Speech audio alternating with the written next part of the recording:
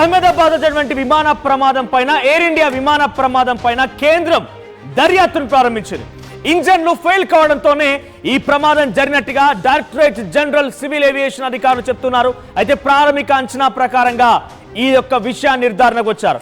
విమాన ప్రమాదం పైన సోషల్ మీడియాలో కూడా నెటిజన్లు పలు అనుమానాలు వ్యక్తం చేస్తున్నారు. అయితే దీని వెనక ఏదైనా ఉగ్ర కుట్ర ఉందా అనే అనుమానం కూడా వ్యక్తపరుస్తున్నారు నెటిజన్స్. 3 రోజుల క్రితం ఈ విషయం పైన అమెరికాకు చెందినటువంటి ఒక మాజీ CIA ఏజెంట్ సారా ఆడమ్స్ ట్వీట్ చేశారు. అల్ ఖైదా సౌత్ క్యాంప్ లో ఇండియా పైన దాడి జరిగేటువంటి కుట్ర జరుగుతోంది అనే విషయాన్ని తన ట్వీట్ ద్వారా వెల్లడించారు. అయితే సోషల్ మీడియాలో ఇప్పుడు ఆ ట్వీట్ వైరల్ గా మారింది. సారా ఆడమ్స్ ట్వీట్ ఒకసారి మీకు ఆర్టీవీ స్క్రీన్ పైన ట్వీట్ కూడా చూడండి. ఆ ట్వీట్ కూడా కనిపిస్తోంది. సారా ఆడమ్స్ ట్వీట్ సంబంధించి చూస్తే కనుక తను చెప్తున్న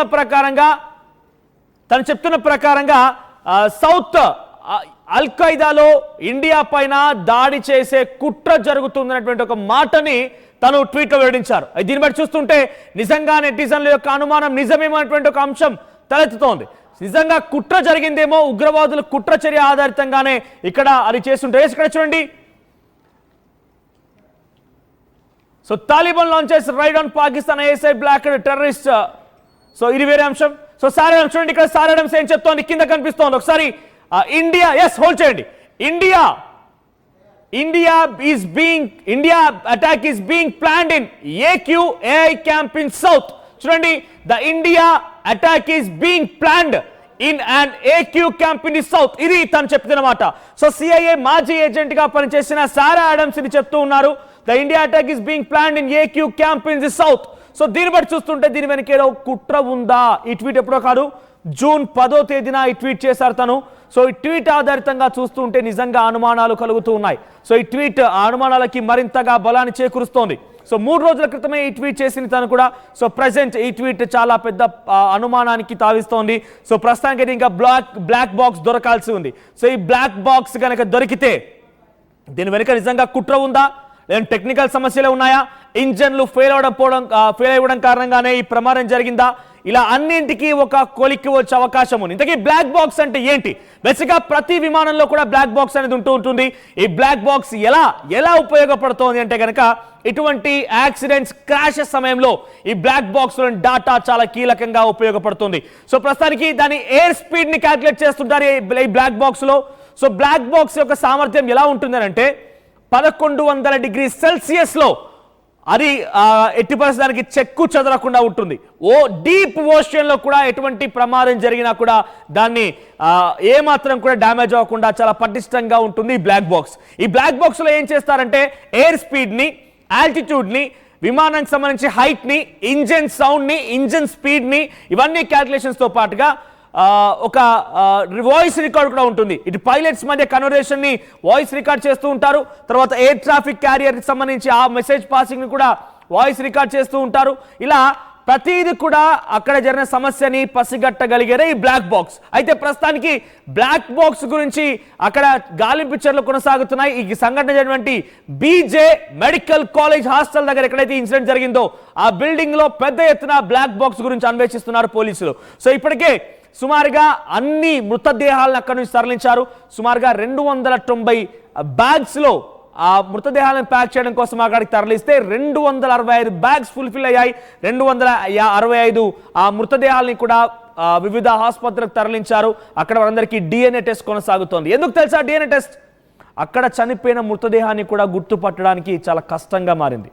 ఆ మృతదేహం ఎవరిది అనేది గుర్తుపట్టలేకపోతున్నారు. ఈ నేపథ్యంలోనే ఆ మృతదేహాలను కనీసం ఆ కుటుంబాలకు అప్పగించాలన్నా కూడా కరెంటువంటి ఆధారాలు ఉండాలి. కాబట్టి ఆ మృతదేహాలను గుర్తుపట్టలేకపోతున్న సిచ్యువేషన్లోనే ఈ రకమైనటువంటి DNA టెస్ట్ కొనసాగుతున్నట్టు తెలుస్తోంది. సో DNA టెస్ట్ చేస్తున్నారు. ప్రస్తుతానికి అహ్మదాబాద్ సివిల్ హాస్పిటల్లో అందరికీ DNA టెస్టులు కొనసాగుతున్నాయి. ఇక్కడ కొన్ని హృదయ విదారకమైనటువంటి ఘటనలు కూడా ఉన్నాయి. చిన్న పిల్లలు మరణించారు. సో దాంట్లో 169 మంది భారతీయులు ఉన్నారు. సుమారుగా 50కి పైగా బ్రిటిషర్స్ ఉన్నారు. 7 పోర్చుగీస్ సంబంధించిన వారు ఉన్నారు. ఒక కెనడా ఉన్నారు. ఆ తర్వాత 10 మంది crew members and 2 pilots. So అంతా కూడా ఈ ఘటనలో మరణించారు. నిజంగా ఇటువరకు ఎప్పుడు కూడా ఒక జనరేషన్కి జనరేషన్స్ కుప్పకూలిపోయాయి ఈ ఘటన తర్వాత. అయితే ప్రస్తుతానికి 1996లో Saudi Arabian airlines and Kazakhstan airlines సంబంధించిన రెండు విమానాలు ఒకదాన్నొకటి ఢీకొన్నాయి. అయితే ఆ ఘటనలో సుమారుగా 350 మంది మరణిస్తే ఆ తర్వాత అతిపెద్ద విమాన ప్రమాదం, భారతదేశంలో అతిపెద్ద విమాన ప్రమాదం 1996 తర్వాత జరిగిన ఒక ఘటన 2025 జూన్ 6న ఈ ప్రమాదం చోటు చేసుకుంది. దీంట్లో ఒక మాజీ ముఖ్యమంత్రి కూడా మరణించారు. ఇంట్రెస్టింగ్ గా మాజీ ముఖ్యమంత్రి విషయంలో ఒక చర్చ ఏం జరుగుతోంది అని అంటే, ఆయన లక్కీ నెంబర్ 1206 అంట. సో ఆయన కార్ నెంబర్లు కూడా దాదాపుగా ఈ రకంగానే ఉంటూ ఉంటాయి. సో 0606 అనే తన లక్కీ నెంబర్గా ఉందట. ప్రస్తుతం ఆయన మరణించిన తేదీ కూడా 12th జూన్. సో ఈ నేపథ్యంలో ఈ మరణం పైన కూడా ప్రస్తుతానికి అనేక రకాల చర్చలు అనేక రకాలుగా అంటే ఒక రకంగా కండోలెన్సెస్ తెలిపేవారంతా కూడా ఒకసారి ఈ విషయాన్ని గుర్తు చేసుకుంటున్నారు. సో అయితే దీని వెనుక ఉగ్ర కుట్ర ఉందనేది ఇక్కడ సారా ఆడమ్స్ సంబంధించిన ట్వీట్ ద్వారా అర్థమవుతోంది. చూడండి ఈ విజువల్స్ మీకు కనబడుతుందంతా కూడా. ఒకసారి మళ్ళీ patient please sir, inside visuals, inside flight visuals మీరు ఒకసారి చూపించండి. సో లోపల అక్కడ ఎస్ ఇవి ఆ ఫ్లైట్ లోపల విజువల్స్. ఎప్పుడైతే ఫ్లైట్ టేక్ ఆఫ్కి సిద్ధంగా ఉందో ఎస్ నో ఆ సమయానికి బహుశా ఈ విజువల్స్ అని ఉంటాయి. సో నిన్న సాంకేతిక లోపం కూడా తలెత్తినట్టు తెలుస్తోంది ఈ ఫ్లైట్లో. ఆ తర్వాత ఒక ప్రయాణికుడు కూడా ఫిర్యాదు చేశాడు. ఆ తర్వాత ప్రమాదానికి సంబంధించిన దృశ్యాలు ఒకసారి అక్కడ ఆ దృశ్యాలకు సంబంధించి నిన్న సాంకేతిక లోపం తర్వాత కాసేపు పాటుగా ఆ ఫ్లైట్ నిలిపివేశారు. ఆ తర్వాత సరైందని చెప్పి అనుకున్నారు. తర్వాత ఒక ప్రయాణికుడు కూడా ఫిర్యాదు చేసినట్టు తెలుస్తోంది. ఆ తర్వాత పెద్ద ఎత్తున ఆ ప్రమాదం జరిగింది. ఆ తర్వాత ప్రమాదం ఎలా జరిగిందనేది మీకు ఫస్ట్ బాక్స్లో కనబడుతోంది. ఆ తర్వాత ఆ కూలినటువంటి తర్వాత దృశ్యాలు మీరు సెకండ్ బాక్స్లో చూడవచ్చు. ఆ తర్వాత సహాయక చర్యలకు సంబంధించి సో 200 ఇక్కడ మీరు చూడండి, ఇక్కడ విమానం కూలుతున్న దృశ్యాలు ఈ ఫస్ట్ బాక్స్ మీరు గమనించండి. దీంట్లో విమానం కుప్ప కూలుతున్నటువంటి ఆ దృశ్యాలు ఉన్నాయి. సో ఎలా టేక్ ఆఫ్ అయింది, 625 మీటర్ల ఎత్తు వరకు ఫీట్స్ వరకు లేచినటువంటి ఆ టేక్ ఆఫ్ అయిన విమానం ఒక్కసారిగా BJMC so BJ medical college hostel building వరకు రాగానే కుప్ప కూలిపోయింది. గ్రౌండ్ విజువల్స్, ఇది కింద విజువల్స్. ఎప్పుడైతే కుప్ప కూలిపోయిందో ఆ లోపల విజువల్స్ అన్ని కూడా ఒక్కసారిగా ప్రయాణికులు మొత్తం భయాందోళన చెందారు. అక్కడ రోడ్డు పైన వారందరూ కూడా అక్కడ నుంచి పరుగులు పెట్టారు. ఈ ఘటనలో ఏకంగా 220 మంది. ఒక్కసారి విజువల్స్ హోల్డ్ చేయండి PCR if possible. So visuals చూడండి, ఇవన్నీ కూడా ఏరోప్లేన్కి సంబంధించి. Yes please play. సో ఇవన్నీ కూడా ఇక్కడ ఈ దృశ్యాలు చూడండి, ఇవన్నీ కూడా ఏరోప్లేన్ సంబంధించి విడిభాగాలు తునాతునకలైపోయింది, పూర్తిగా ఈ అగ్నిలో ఆహుతి అయిపోయాయి. ఈ విజువల్స్ గమనించండి మీరు. విమానానికి సంబంధించి ఆ భాగాలు మొత్తం కూడా విరిగిపోయి తునాతునకలైపోయాయి. ఎంతటి ప్రమాదం అంటే అక్కడ పడిపడగానే ఒకసారిగా మిసైల్ని యుద్ధం సమయంలో రష్యా ఉక్రెయిన్ యుద్ధం లేకుంటే భారత్ పాకిస్తాన్ యుద్ధంలో ఏ రకంగా అయితే ఒక మిసైల్ని ప్రయోగించిన తర్వాత ఒక్కసారిగా బగ్గుమని మంటలు ఎగిసిపడ్డ అటువంటి ఒక దృశ్యాలు ఇక్కడ కనిపించాయంటే అర్థం చేసుకోండి. సో 12 ఫైర్ ఇంజన్లు 24 అంబులెన్స్ అక్కడ చేరుకొని సహాయక చర్యలు చేపట్టారు. రాత్రి 11 గంటల వరకు కూడా సహాయక చర్యలు కొనసాగాయి. ఆ తర్వాత అక్కడ మూడో విజయం గమనించండి, సహాయక చర్యలకు సంబంధించి హాస్పిటల్లోని లోపల దృశ్యాలు లోపల ఎట్లా ఉంది సిచ్యువేషన్ అనేది. సో ఈ తరహాలో అక్కడ జరుగుతోంది. ఇంకా రెస్క్యూ ఆపరేషన్స్ కొనసాగుతున్నాయి. సో ప్రెసెంట్ ఇక్కడ ఒక అనుమానం ఏంటి అని అంటే కనుక సిఐఏ ఏజెంట్ సారా ఆడమ్స్ చేసినటువంటి ట్వీట్ ఇప్పుడు సంచలనంగా మారింది. సో తను చెప్పారు, the India being planning India పైన దాడి జరిగే అవకాశం ఉంది, attack being planned in south AQ camp అంటూ ట్వీట్ చేశారు ఆవిడ. ఎస్ మరిన్ని అప్డేట్స్ తో సచిన్ సిద్ధంగా ఉన్నారు. సచిన్, సో ఈ ట్వీట్ కి ఈ ప్రమాదానికి ఎలా లింకప్ చేయాలి? ప్రెసెంట్ ఈ ట్వీట్ తర్వాత కొంత కుట్ర జరిగిందనే అనుమానాలకి మరింతగా బలం చేకూరుస్తున్నాయి. అప్డేట్స్ ఏంటి? మనోజ్, ప్రస్తుతానికి మాత్రమే లేకపోతే క్లారిటీ కోసం అమెరికా బృందం కూడా రంగంలోకి దిగింది. అమెరికా నుంచి ఒక ప్రత్యేక బృందం నిన్ననే అయింది. మరి ముఖ్యంగా అక్కడ aviation administration, civil aviation administration వాళ్ళు కూడా రంగంలోకి దిగారు. వాళ్ళతో పాటు ఇంకొక ప్రత్యేక బృందం కూడా రంగంలోకి దిగింది. వీళ్ళందరూ ఇప్పుడు చేరుకుంటున్నారు. ఎందుకంటే కుట్రకోణం ఏమైనా ఉందా అంటే స్పెక్యులేట్ చేసే కన్నా ముందు అనుమానాలు ఏంటి, అసలు ఏం జరిగింది, టెక్నికల్ గా ఏం జరిగింది, దాంతోపాటు ఇంకా ఎటువంటి సిచ్యువేషన్స్ ఉన్నాయి. ఎందుకంటే అనుమానాలు అయితే బలం పుంజుకుంటున్నాయి. ఒక ఏజెన్సీ, అమెరికాకు సంబంధించిన ఏజెన్సీ కూడా రంగంలోకి దిగింది. దానికి సంబంధించి అంటే ఫెడరల్ ఏవియేషన్ అడ్మినిస్ట్రేషన్ అంటూ ఉంటాం, వాళ్ళు రంగంలోకి దిగింది. వాళ్ళు కూడా రంగంలోకి దిగిన పరిస్థితులు ఉన్నాయి. వాళ్ళతో పాటు national transportation safety board NTSB అనేది కూడా రంగంలోకి దిగింది. NTSBకి సంబంధించిన ఒక టీం, వీళ్ళు యూఎస్కి సంబంధించి ఇన్వెస్టిగేటర్స్ వీళ్ళు విలేజ్ చేస్తుంటే యాక్సిడెంట్లకు సంబంధించి ఇన్వెస్టిగేషన్ చేసి ఇన్వెస్టిగేషన్ చేస్తూ ఉంటారు. వీళ్ళు ప్రస్తుతం అహ్మదాబాద్ లో జరిగిన ఈ ఘటనకు సంబంధించి వాళ్ళు ఇన్వెస్టిగేషన్ చేసేందుకు, ఎంక్వైరీ చేసేందుకు వీళ్ళు ప్రస్తుతం రంగంలోకి దిగబోతున్నారు. ఏవియేషన్ ఆర్గనైజేషన్ వీళ్ళు ఆ ప్రోటోకాల్స్ ని ఫాలో అవ్వడం జరుగుతూ ఉంటుంది. ఇన్ఫర్మేషన్ అంతా తీసుకుంటారు, ఇన్వెస్టిగేషన్ చేస్తారు. గవర్నమెంట్ ఆఫ్ ఇండియాకి వీళ్ళు ఆ ఇన్ఫర్మేషన్ ని ప్రొవైడ్ చేయడం జరుగుతుంది. దాంతోపాటు NTSBకి సంబంధించి మాట్లాడుకునే సందర్భంలో వీళ్ళు కూడా ట్వీట్ చేశారు నిన్న. వాళ్ళు ఏమంటున్నారంటే ఒక టీమ్ యుఎస్కి సంబంధించిన ఇన్వెస్టిగేషన్ టీమ్ అంటే సచిన్, ఈ ప్రమాదానికి సంబంధించి కొంచెం అంచనా వేయాలంటే ఎగ్జాక్ట్ గా ఉగ్రకుట్ర ఉందా అనే అనుమానాల వరకు నెటిజన్స్ వ్యక్తపరుస్తున్నారు. ఓకే, కానీ బ్లాక్ బాక్స్ కనుక దొరికితే అసలు ఏం జరిగింది, ఇంజన్లో ఎటువంటి లోపం తలెత్తింది? అంతకంటే ముందే ఒక ప్రయాణికుడు దీంట్లో సాంకేతిక సమస్య ఉందన్నట్టుగా గుర్తించడంతో కాసేపాటుగా నిలిపివేశారు, దాన్ని సరిచేసే ప్రయత్నం చేశారు. ఆ తర్వాత మళ్ళీ టేక్ ఆఫ్ కి సిద్ధమైంది, టేక్ ఆఫ్ తీసుకుంది. అంటే ఆల్రెడీ ఒకసారి వాళ్ళకి ప్రమాదాన్ని తాలూకు అంచనా వేయగలిగారు, తర్వాత అక్కడ దాన్ని సరిచేస్తాం అనుకున్నారు, బయలుదేరిపోయింది. ఓకే, కానీ కొంతమంది సివిల్ ఏవియేషన్ ఎక్స్పర్ట్స్ మాట్లాడుతూ ఈ విషయం పైన అక్కడ పక్షి ఢీ కొట్టి ఉంటుంది, ఆ సమయంలో 2 ఇంజన్లు కూడా ఆగిపోయాయి, ఆ తర్వాత పవర్ సప్లై అనేది ఆగిపోయింది, లాస్ ఆఫ్ పవర్ జరిగింది, ఆ తర్వాత ఈ ప్రమాదానికి కారణమైంది. సో ఈ సంఘటనలో బ్లాక్ బాక్స్ జరిగితే ఈ అన్ని అనుమానాలకి కొంత ఫుల్ స్టాప్ పడే అవకాశం ఉంది. కానీ నిజంగా ఒక పక్షి ఢీ కొట్టడం వల్ల 2 ఇంజన్లు ఆగిపోతాయా అనేటువంటి క్వశ్చన్ రేజ్ అయినప్పుడు ఎటువంటి సమాధానం దొరుకుతుంది? ఎలా ఆలోచించాలి? అంటే ఇక్కడ ఎందుకంటే 30 ఆ విజువల్ మనం చూసినప్పుడు ఆ టేక్ ఆఫ్ అయిన తర్వాత ఢీకొన్న సందర్భంలో రన్వే నుంచి ఆ ఫ్లైట్ అనేది, ఆ విమానం అనేది ఎగిరిన పరిస్థితి ఉంది. At the same time 30th second దగ్గర దాని ఆల్టిట్యూడ్ కోల్పోయింది, దాని ఎత్తురు కోల్పోయిన తర్వాత క్రమేపీ అది బలహీన పడిపోయింది. అది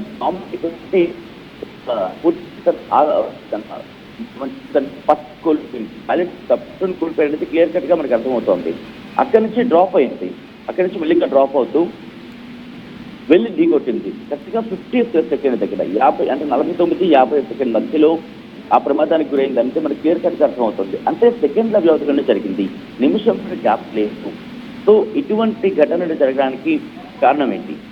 ఇటువంటి ఘటనలు జరగడానికి ప్రధానంగా రైట్ సచిన్, ఒక big breaking Anthony black box దొరికింది. సో బ్లాక్ బాక్స్ దొరికితే అన్ని అనుమానాలకి కొంత ముగింపులకి అవకాశం ఉంది, కాబట్టి మనకంతూ లేటెస్ట్ సమాచారం మేరకు బ్లాక్ బాక్స్ దొరికింది. సో ఈ బ్లాక్ బాక్స్ లో ఎటువంటి అంశాలు రికార్డ్ అవుతాయి? Air speed, altitude, engine performance ఎలా ఉంది, ఆ పైలట్స్ మధ్య కన్వర్జేషన్ ఎలా ఉంది, ఎయిర్ ట్రాఫిక్ క్యారియర్ కి సంబంధించి ఎటువంటి మెసేజెస్ వస్తున్నాయి, తర్వాత కమ్యూనికేషన్ అంతా కూడా ఆ బ్లాక్ బాక్స్ ఒక్కటి దొరికితే అనేక అనుమానాలకి సమాధానాలు దొరికే అవకాశం ఉన్న నేపథ్యంలో ఇప్పటి వరకు గాలింపు చర్యలు కొనసాగాయి బ్లాక్ బాక్స్ సంబంధించి. సో ఆ బ్లాక్ బాక్స్ ఎట్టకేలకు దొరికింది. ఆ బ్లాక్ బాక్స్ ని ఇప్పుడు అటు అధికారులు పరిశీలించబోతున్నారు. కేంద్ర దర్యాప్తు కమిటీ కూడా వేసింది, కాబట్టి ఇప్పుడు ఆ బ్లాక్ బాక్స్ ని పరిశీలించి అసలు జరిగింది ఏంటి, నిజంగానే ఎవరైనా కుట్ర చేశారా, సాంకేతిక సమస్య తలెత్తిందా, లేదంటే నిజంగా కొంతమంది ఎక్స్పర్ట్స్ చెప్తున్న ప్రకారం ఒక పక్షి ఢీ కొట్టడం కారణంగా ఈ ప్రమాదం జరిగిందా, అసలు పక్షి ఢీ కొట్టే అవకాశం ఉందా, పక్షి ఢీ కొంటే నిజంగానే 2 ఇంజన్లు ఆఫ్ అయిపోయా? ఇక్కడ మీరు చూడండి ఎంతటి ప్రమాదం జరిగిందనంటే కొన్ని క్షణాల్లోనే కన్ను మూసి తెలిసే లోపే ఆ రెప్పపాట్లు, ఒకసారి మీకు సెకండ్స్ తో సహా చూపిస్తాను. ఫ్లైట్ టేక్ ఆఫ్, ఆ తర్వాత ప్రమాదానికి సంబంధించి PCR ఆ సెకండ్స్ తో సహా ప్లే చేయండి. సో ఫ్లైట్ టేక్ ఆఫ్ అయినటువంటి ఒక నిమిషంలోనే కను రెప్పపాట్లోనే ప్రమాదం జరిగిపోయింది. 1:15 సమయానికి ఫ్లైట్ టేక్ ఆఫ్ తీసుకునేందుకు ప్రయత్నం, అన్ని రకాల సిగ్నల్స్ వచ్చాయి, ఫ్లైట్ టేక్ ఆఫ్ తీసుకోవడానికి సిద్ధమైపోయింది. ఫ్లైట్ టేక్ ఆఫ్ తీసుకునేటువంటి కొన్ని నిమిషాల్లోనే సుమారుగా 625 ఫీట్ల వరకు పైకి ఎగిరి ఒకసారి గాల్లోకి లేచింది. ఆ తర్వాత ఒకసారిగా డౌన్ అవ్వడం స్టార్ట్ అయింది. ఆ తర్వాత బీజే మెడికల్ కాలేజ్ హాస్టల్ పైన ఈ యొక్క ఫ్లైట్, ఇక్కడ చూడండి, ఒకసారి ఫుల్ స్క్రీన్ ప్లే చేయండి, సెకండ్స్ తో సహా మీకు చూపించే ప్రయత్నం చేస్తాను. చూడండి, ఇక్కడ ఒక్కసారిగా టేక్ ఆఫ్ స్టార్ట్ అయిపోయింది. సో టేక్ ఆఫ్ స్టార్ట్ అయిపోయింది, గాల్లోకి ఆ ఫ్లైట్ ఎగిరింది. ఆ తర్వాత 625 ఫీట్స్ చేరుకుంది హైట్ ని, టాప్ మోస్ట్ స్పీడ్ ఆ రోజు, ఈ ప్రమాదం జరిగిన రోజు హైట్ చేరుకుంది. ఆ తర్వాత వెంటనే మళ్ళీ డౌన్ అవ్వడం స్టార్ట్ అయింది. అలా డౌన్ అవుతూ మేఘానీ నగర్ కి సంబంధించిన ప్రాంతంలో ఒక మెడికల్ కాలేజ్ హాస్టల్ పైన ఈ ఫ్లైట్ అలా క్రాష్ కి గురైంది. సో ప్రస్తుతానికి ఈ క్రాషింగ్ సంబంధించి అనేక అనుమానాలు, ఏకంగా CIA మాజీ ఏజెంట్ సారా ఆడమ్స్ కు ట్వీట్ చేయడం దీనికి మరింత బలం చేకూరుస్తోంది. ఉగ్ర కుట్ర అనేటువంటి ఒక చర్చ నెటిజన్లు స్టార్ట్ చేశారు. ఇక్కడ చూడండి, The India is being planned in an AQ South camp. The India attack is being planned in an AQ camp in the South అనేటువంటి ట్వీట్ ని సారా ఆడమ్స్ మాజీ CIA ఏజెంట్ ఈ ట్వీట్ ని చేశారు. సో ప్రస్తుతం ఉగ్ర కుట్ర ఉందనేటువంటి నెటిజన్ల అనుమానానికి తన యొక్క ట్వీట్ కూడా మరింతగా బలం చేకూరుస్తోంది. మరి నిజానికి ఇప్పుడు బ్లాక్ బాక్స్ దొరికింది కాబట్టి దీని వెనుక ఉగ్ర కుట్ర ఉన్నదా, లేదంటే ఇంకేదైనా టెక్నికల్ సమస్య ఉన్నారా, అసలు దీని వెనుక అసలు ప్రమాదానికి కారణం ఏంటనేది మాత్రం కొంత కొలిక్కొచ్చే అవకాశం ఉంది. ఏదేమైనా అక్కడ ప్రమాదానికి కారణం ఏదైనా కూడా 265 మంది దీంట్లో దుర్మరణం పాలయ్యారు. కేవలం ఒకే ఒక్కరు, అది కూడా 11A సీట్లో కూర్చున్నటువంటి ఆ విశ్వాస్ రమేష్ కుమార్ అనేటువంటి ఈ వ్యక్తి మాత్రమే ఎమర్జెన్సీ ఎగ్జిట్ దగ్గర నుంచి, ఎమర్జెన్సీ ఆ డోర్ దగ్గర నుంచి బయటికి ఒక్కసారిగా దూకేశాడు. ఒకే ఒక్కడు. 242 మంది ప్రయాణికులు, సుమారుగా 230 మంది ప్రయాణికులు, 10 మంది క్రూ మెంబర్స్, ఇద్దరు పైలట్స్ యొక్క విమానంలో ప్రయాణిస్తూ ఉండగా కేవలం ఒక్కడు మాత్రమే ఇందులో బతికి బయటపడగలిగాడు. మిగిలిన వారందరూ కూడా వారి యొక్క మృతదేహాలను కూడా గుర్తించిన పరిస్థితి. కనీసం వారి శరీర భాగాలు, ఎవరి శరీరం ఏ రకంగా ఉంది, కాళ్ళు చేతులు కూడా ఎవరి అనేది కూడా గుర్తించలేని పరిస్థితి. సుమారుగా అందరినీ కూడా 265 మందిని కూడా ప్రత్యేక బ్యాగ్లలో వారందరినీ చుట్టేసి హాస్పిటల్ తీసుకొచ్చి డిఎన్ఏ పరీక్షలు చేస్తున్నారు. ఆ మృతదేహం ఎవరిదని తెలుసుకోవడం కోసం డిఎన్ఏ పరీక్షలు కొనసాగుతున్నాయి. ప్రధాని నరేంద్ర మోదీ కూడా ఇప్పుడే ఆ సంఘటనా స్థలాన్ని పరిశీలించారు. కేంద్ర దర్యాప్తు బృందం మొత్తంగా ఈ ఘటన పైన దర్యాప్తు కొనసాగిస్తుంది. మరి చూద్దాం ఎటువంటి సంచలన విషయాలు బయటపడతాయి, ప్రమాదం గల కారణం ఏంటనేది మాత్రం కొంత సాయంత్రానికి అలా బయటపడే అవకాశం ఉంది. ఒకసారి చూడండి, ఆ ప్రమాద ఘటనలో ఎవరైతే ఇతరాత్ర కొంతమంది ఆ హాస్పిటల్లో ఉన్నటువంటి విద్యార్థులు లేదా ఇతరాత్ర పర్సన్స్ ఎవరైతే హట్ అయ్యారో, ఈ యొక్క ప్రమాదంలో గాయపడినవారు నో మోర్. అక్కడ ప్లైన్ లో ప్రయాణించేవారు మాత్రం ఎవరూ లేరు. కానీ కింద ఎక్కడైతే ఆ బిల్డింగ్ పైన పడిందో ఆ సంఘటనలో కొంతమంది గాయాలయ్యాయి. మరికొంత నివాస ప్రాంతాల్లో కూడా మంటలు ఎగిసిపడడం కారణంగా వారంతా కూడా ఆ అవస్థకు గురైపోయి అనారోగ్య బారిన పడిపోయి ఒక రకంగా అపస్మారక స్థితిలోకి వెళ్ళిపోయారు. అంతా కూడా హాస్పిటల్లో జాయిన్ అయ్యారు. హాస్పిటల్లో జాయిన్ అయ్యేకి సంబంధించి ఆ దృశ్యాలు మీరు ఆర్టీవీ స్క్రీన్ పైన చూస్తున్నారు. మోడీ వారిని పరామర్శిస్తున్నారు, వారికి ధైర్యం చెప్పే ప్రయత్నం చేస్తున్నారు.